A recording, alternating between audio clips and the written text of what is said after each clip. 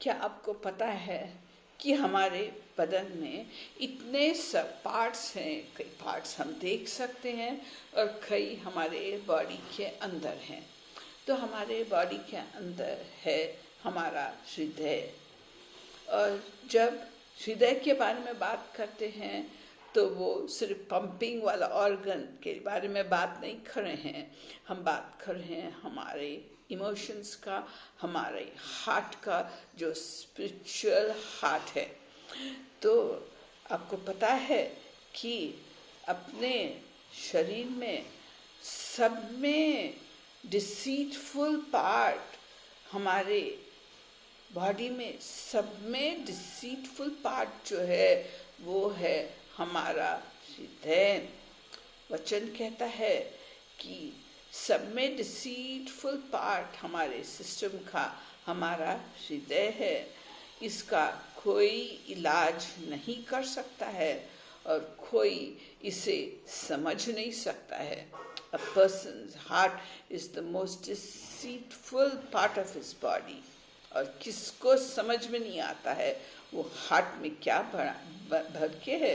ये वचन में इरमाया चैप्टर 17 और 9th वर्स में ऐसा कहा गया है। तो यीशु ने भी ऐसा ही सिखाया।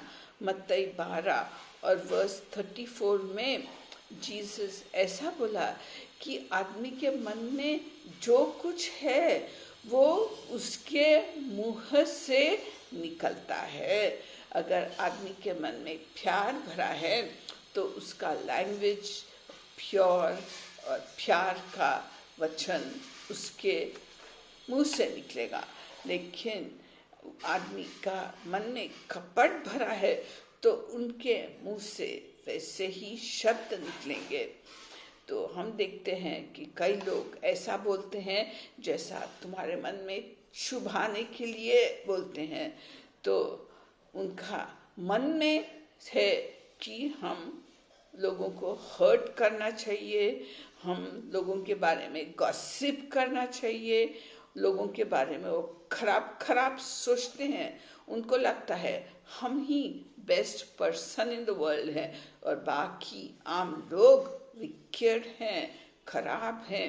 तो उनके मुंह से वही निकलता है जो उनके मन में वो सोचते हैं। तो वचन कहता है मत्ती 12 और वर्स 36 में कि अगर हम ऐसे ही मनमाने कुछ भी बके जा रहे हैं बिना सोच समझे, बिना सेल्फ कंट्रोल के, तो वचन कहता है कि एक दिन होने वाला है जजमेंट डे, न्याय का दिन परमेश्वर रखने वाला है।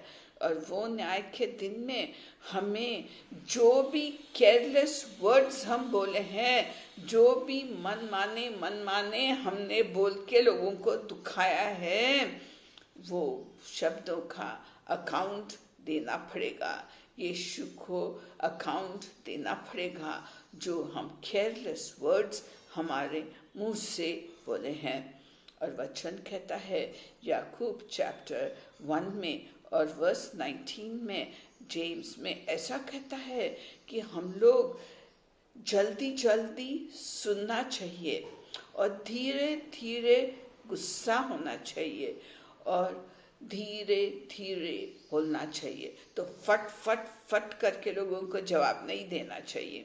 हम उनकी बात पहले सुन लेना चाहिए, फिर अगर वो हमको गुस्सा दिला रही है तो हम जल्दी से गुस्सा नहीं होना चाहिए और उन्हें जवाब मुंह तोड़ ऐसा जवाब नहीं देना चाहिए, लेकिन सोच समझ के फिर धीरे से जवाब देना चाहिए।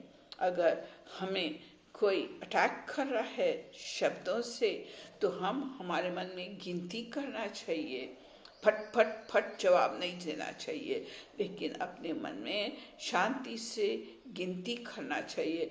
1 से 20 तक गिनो या 1 से 40-50 तक गिनो, लेकिन अपने मन में गिनती करके चुप से रह के फिर सोच विचार करके उन्हें रिप्लाई देना चाहिए, क्योंकि हमारे मुंह के शब्द क्या बताते हैं? हमारे मुंह के शब्द बताते हैं कि हमारे मन में क्या भरा हुआ है। तो आप समझ सकते हो, आप जैसे इंसानों को मिलते हो, बाहर जाते हो और उनके साथ इंटरेक्शन करते हो, तो आपने समझना चाहिए वो इंसान कैसा है। उसके मुंह से जो वचन निकला है आपको इजीली समझ जाएगा कि उसके मन में क्या भरा है।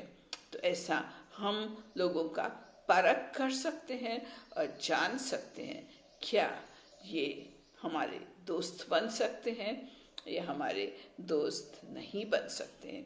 लेकिन जो जरमाया कहा है कि इसका कोई इलाज नहीं है, ये मन का कोई इलाज नहीं है, लेकिन यीशु आया ये दुनिया में मन का इलाज करने, और वो हमारे पापक्ष हम यीशु को हमारा कन्फेस करके बता दिए कि ये हमारी कमजोरी है, हम बड़ बात करते हैं। यीशु हमें इसका सेल्फ कंट्रोल दो, ताकि हम मनमाने जो भी दिमाग में मन में आया वो भर नहीं करे।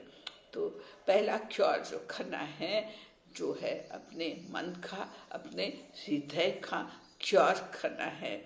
उसको यीशु के खून से धो के साफ करना है, और यीशु को हम बोलना चाहिए कि हमें पाप क्षमा कर, हमें ये पाप क्षमा कर, और हमें स्लोली बोलने सिखा और सुनने ज़्यादा सिखा और कम बोलने सिखा। ऐसा करोगे तो हमारी फ्रेंडशिप्स बढ़ेंगे और हम ये दुनिया में खुशी से चल सकेंगे।